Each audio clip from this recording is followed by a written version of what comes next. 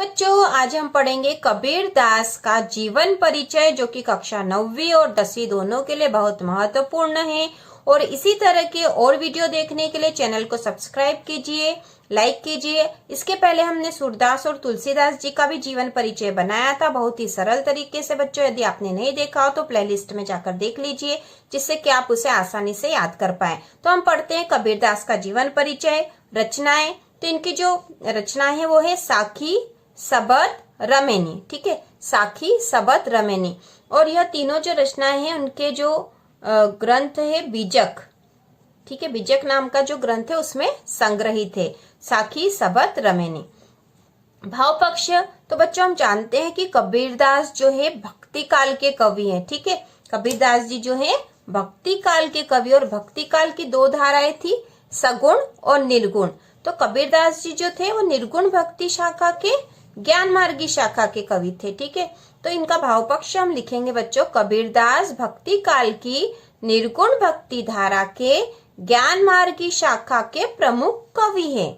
उन्होंने ईश्वर भक्ति का आधार ज्ञान को माना है। ठीक है, ज्ञान को उन्होंने ईश्वर भक्ति का आधार माना था। उनके काव्य में दार्शनिक विचारधारा मिलती है। कबीर के काव्य में समाज सुधार की भावना मिलती है। तो समाज सुधारक कवि थे बच्चों ये। कबीरदास जी भक्ति काल के समाज सुधारक कवि थे और भक्ति काल की निर्गुण भक्ति धारा की ज्ञान मार्गी शाखा के सर्व प्रमुख कवि थे। ठीक है, अब हम पढ़ेंगे कला पक्ष। क्योंकि कबीरदास जी कवि है तो कवि के जो जीवन परिचय होता है उसमें आती है रचनाएं, भाव पक्ष, कला पक्ष और साहित्य में स्थान। तो भाव पक्ष हमने देख लिया बच्चों, अब कला पक्ष देखेंगे। कबीरदास जी संत कवि थे, वे पढ़े लिखे नहीं थे। उनकी भाषा अपरिष्कृत और अपरिमार्जित थे।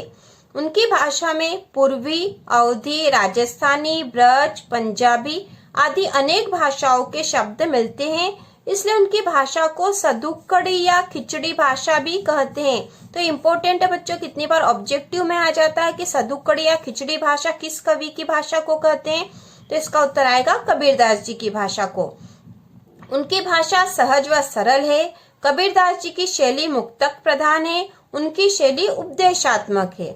ठीक है, तो आसान सा है, आपको याद हो जाएगा बच्चों। भाव पक्ष में हमें ध्यान रखना है कि भक्ति काल की निर्गुण भक्ति धारा के ज्ञान मार्गी शाखा के कवि हैं। ठीक है, उनकी भक्ति का आधार जो है, ईश्वर भक्ति का आधार जो था, उन्होंने ज्ञान को माना था। उनके काव्य में दार्शनिक विचारधारा मिलती है और उनके काव्य में समाज सुधार की भावना मिलती है। ठीक है, और कला पक्ष में हम लिखेंगे कि वे संत कवि थे, पढ़े लिखे नहीं थे। उनकी भाषा अपरिष्कृत और अपरिमार्जित है। उनकी भाषा में पूर्वी, अवधी, राजस्थानी, ब्रज, पंजाबी आदि अनेक भाषाओं के शब्द मिलते हैं। इसलिए उनकी भाषा को सदुक्कड़ी या खिचड़ी भाषा भी कहते हैं। उनकी भाषा सहज व सरल है। कबीरदास जी की शैली मुक्तक प्रधान है, उनकी शैली उपदेशात्मक है। तो बच्चों आप ये एक दो बार पढ़ लोगे तो आपको आसानी से याद हो जाएगा। चौथा पॉइंट होता है साहित्य में स्थान।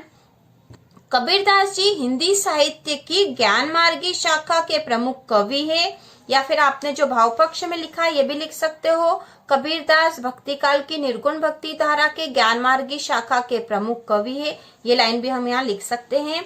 वे समाज सुधारक कवि है, हिंदी साहित्य में उनका प्रमुख स्थान है। तो ये बहुत सरल सा जीवन परिचय बच्चों, आपको आसानी से याद हो जाएगा और ये बहुत इंपॉर्टेंट भी है।